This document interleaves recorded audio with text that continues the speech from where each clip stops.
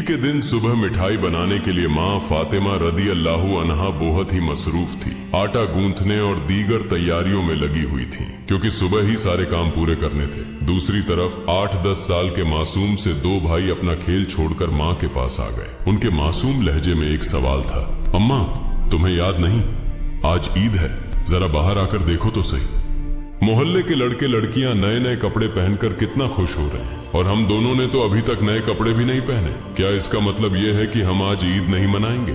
थोड़ी देर बाद वे फिर कहने लगे, अम्मा जल्दी से हमारे नए कपड़े पहना दो, हम भी उनके साथ खेलते खेलते ईदगाह जाना चाहते हैं। जब अब्बू आएंगे तो उन्हें हमारे साथ भेज देना, हम उनके साथ वापस लौट आएंगे। माँ ने बच्चों के सिर पर मोहब्बत भरा हाथ फेरा, उनके माथे को चूमा और बोली, अभी ईदगाह जाने में काफी वक्त है बेटा, तुम लोग बाहर जाकर थोड़ा घूम फिर आओ, फिर मैं तुम्हें नए कपड़े पहना दूंगी। हो सकता है तब तक तुम्हारे अब्बू भी आ जाएं, शायद वह तुम्हारे लिए नए कपड़े लेकर आएं, तब मैं तुम्हें नए कपड़े पहना दूंगी और तुम अपने अब्बू के साथ ईदगाह चले जाना। अब जाओ बेटा, बाहर जाकर थोड़ा खेलो, इस बीच मैं अपने काम निपटा लूं। दोनों भाई बोले, जी अम्मा। फिर छोटा भाई अचानक सवाल करने लगा, अम्मा क्या अब्बू हमारे लिए नए कपड़े लेने गए हैं? माँ ने दोनों बच्चों को अपने गले से लगा लिया, उनके माथे पर प्यार से चूमा और अपने दिल के आंसू पोंछते हुए हंसकर कहा, हाँ बेटा तुम्हारे लिए नए कपड़े आएंगे, तुम्हें जरूर पहनाऊंगी। अब तुम लोग बाहर जाकर खेलो, सब ठीक हो जाएगा। माँ ने अपने रब पर यकीन करके अपने बच्चों को दिलासा दिया। दोनों भाई खुशी खुशी बाहर चले गए।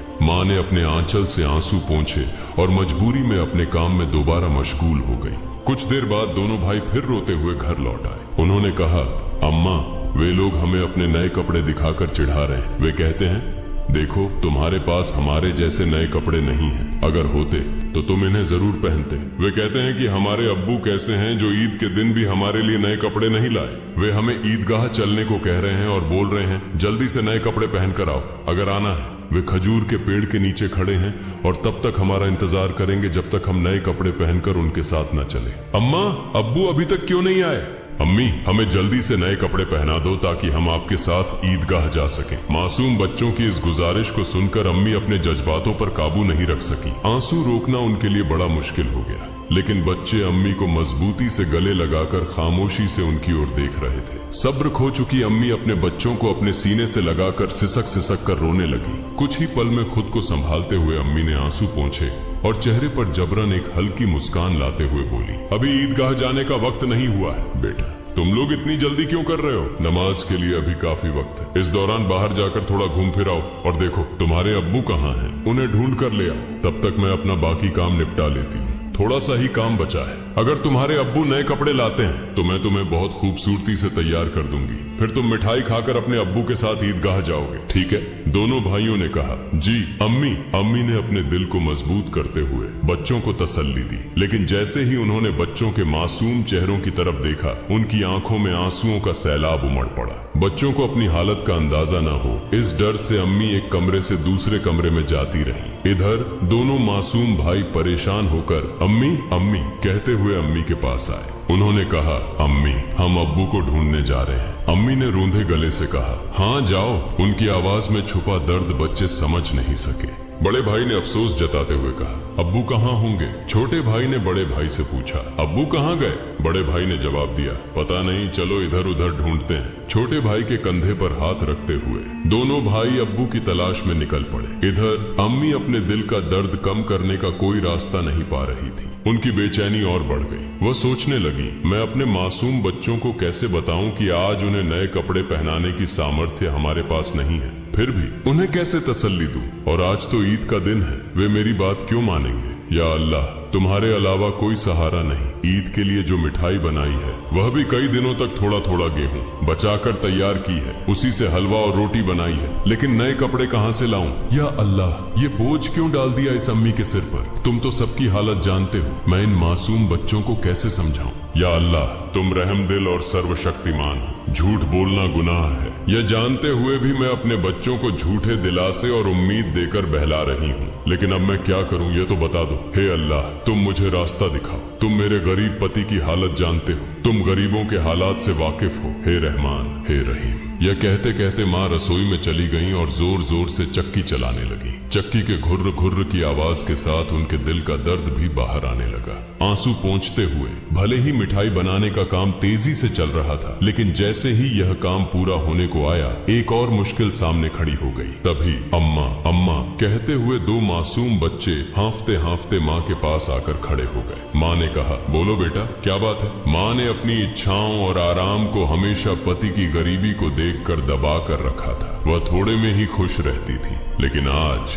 मासूम बच्चों की छोटी सी ख्वाहिश ने उनके धैर्य को तोड़ दिया। उन्होंने खुद को संभालते हुए बच्चों को गोद में उठा लिया, मुस्कुराने की कोशिश की, उनके माथे पर चुंबन किया और कहा, बोलो बेटा, क्या कहना है? दोनों बच्चों ने हाथों से अपनी आंखें मसलना शुरू कर दिया। यह देखकर छोटे भाई ने भी बड़े भाई की नकल कर ली। माँ ने कहा, देखो बेटा, तुम्हारे अब्बा सही समय पर आ जाएंगे। मैं देखो यहाँ तुम्हारे लिए मिठाई बना रही हूँ, तुम मिठाई खाकर ईदगाह जाना। थोड़ा सब्र करो, बस थोड़ी ही देर और। उन्होंने बच्चों को सीने से लगा लिया, उन्हें प्यार से समझाया और कहा, थोड़ा इंतजार करो बेटा, मिठाई अभी तैयार हो जाएगी। छोटे भाई ने आंखें मसलते हुए अचानक पूछा, लेकिन हमारे नए कपड़े अम्मा? यह सुनते ही माँ चौंक गई, जल्दी से बोली, अरे बेटा, ऐसा करते हैं, तुम लोग जाकर पहले नहाओ, अभी तक नहाए भी नहीं हो। दोनों भाइयों ने एक साथ कहा, नहीं अम्मा, अभी तक नहीं नहाए। माँ के लिए मासूम बच्चों से छल करना बहुत दर्दनाक था। उनका दिल अंदर ही अंदर जल रहा था, लेकिन उन्होंने हंसते हुए कहा, बेटा, बिना नहाए क्या कोई ईदगाह जाता है? जाओ जल्दी से नहाओ, फिर सब तैयार हो जाएगा। दोनों भाइयों ने कहा, ठीक है अम्मा, हम अभी जाकर नहा लेते हैं, आप सब कुछ तैयार रखना,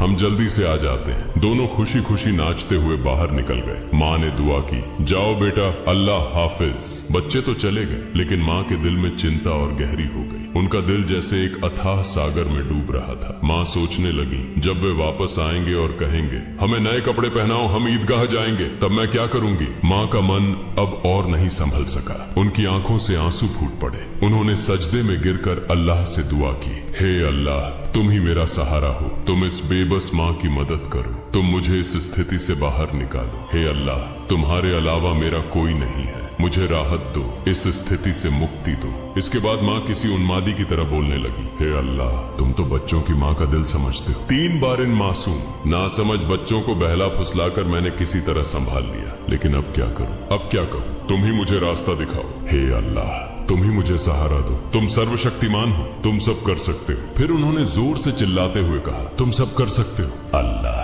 तुम सब कर सकते हो। उधर नहाने के बाद दोनों भाई खुशी खुशी हाथ में हाथ डाले घर की ओर चल पड़े। कुछ ही देर में दोनों भाई हंसते खेलते घर पहुंचे और जोर से आवाज देने लगे, अम्मा अम्मा, हम आ गए अम्मा। लेकिन माँ की ओर से कोई जवाब नहीं आया। छोटा भाई बड़ी मासूमियत से अपने बड़े भाई की ओर देखने लगा और पूछा, भैया, माँ बोल क्यों नहीं रही है? क्या माँ सो रही है? बड़ा भाई छोटे भाई को अपनी बाहों में लेकर उसे दिलासा देने लगा, रुको, मैं देखता हूँ। जैसे ही बड़ा भाई माँ को जगाने के लिए हाथ बढ़ाने वाला था, उसी समय दरवाजे पर जोर से खटखटाने की आवाज आई। बड़े भाई ने डरते हुए पूछा, कौन है बाहर? बाहर से कोई जवाब नहीं आया। दोनों भाई चकित होकर एक दूसरे की ओर देखने लगे। छोटा भाई डर के मारे बड़े भाई से चिपक गया। तभी फिर से दरवाजे पर जोर से खटखटाने की आवाज हुई।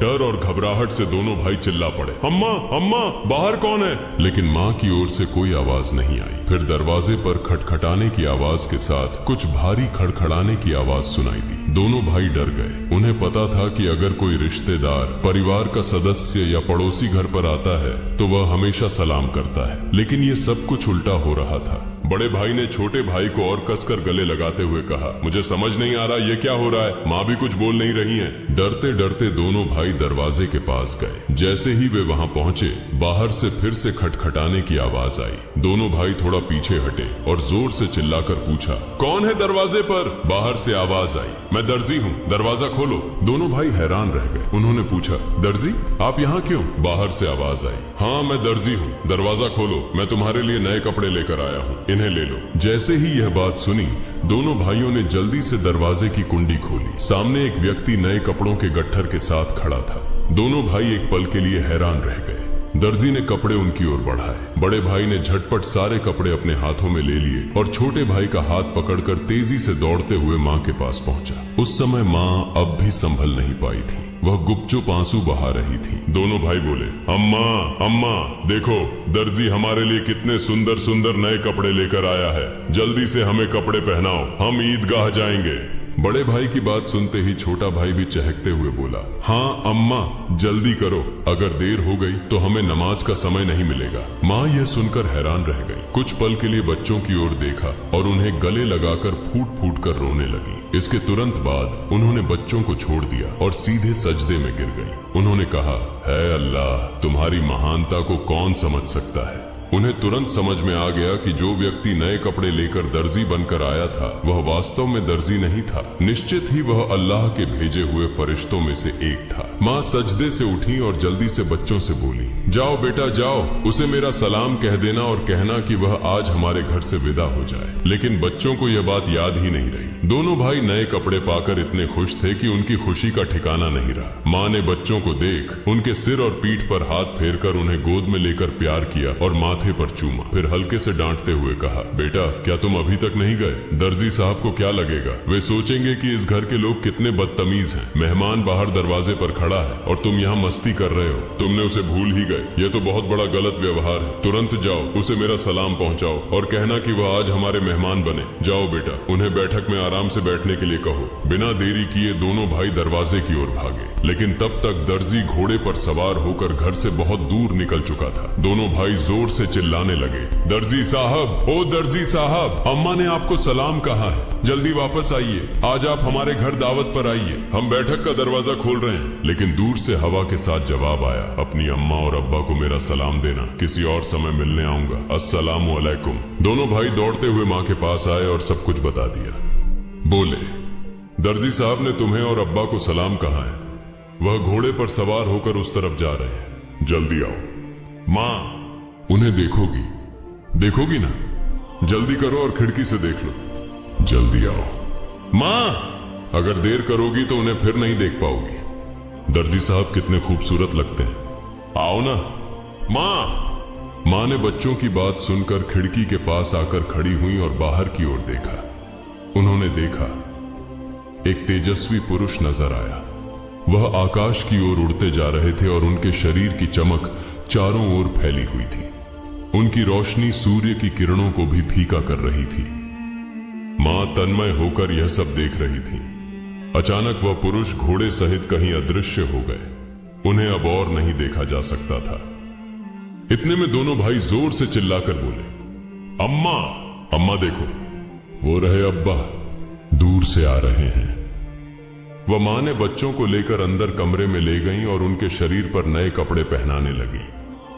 उसकी आंखों से खुशी के आंसू बह रहे थे। दोनों भाइयों ने हैरानी से पूछा, अम्मा, अम्मा तुम क्यों रो रही हो? मां ने कहा, बेटा मैं क्यों रो रही हूँ यह तुम अभी नहीं समझोगे। तुम्हारी उम्र अभी इतनी नहीं हुई है, लेकिन आज से यह बात याद रखना, एक पल के लिए भी अल्लाह ताला को भूलना मत। अल्लाह को हमेशा याद रखना। जो हमेशा अल्लाह को याद रखता है वह कभी भी मुसीबत में नहीं पड़ेगा। अगर तुम इस छोटी सी बात को हमेशा अपने दिल में बसा लोगे और जिंदगी भर अल्लाह को नहीं भूलोगे तो देखोगे कि अल्लाह हमेशा तुम्हारी मदद करेगा। वायदे वह कभी तुम्हें कठिनाइयों में नहीं डालेगा। माँ अपने बच्चों को यही नसीहत दे रही थी और साथ ही उन्हें नए कपड़े पहना रही थी। जब बच्चों को सजाने का काम पूरा हो गया तो माँ ने सुरमे का डिब्बा लाकर छोटे बेटे की आंखों में सुरमा लगाया। बड़े बेटे की आंखों में सुरमा लगाते ही दरवाजे के बाहर से आवाज आई, अस्सलामु अलैकुम या फातिमा तुझ जहरा। अंदर से हजरत फातिमा रजी अल्लाह ताला अन्हा ने जवाब दिया, वालेकुम अस्सलाम या अली करीमुल्लाह। छोटा बेटा दौड़कर बाहर गया और चिल्लाने लगा, अब्बा आ गए, अब्बा आ गए।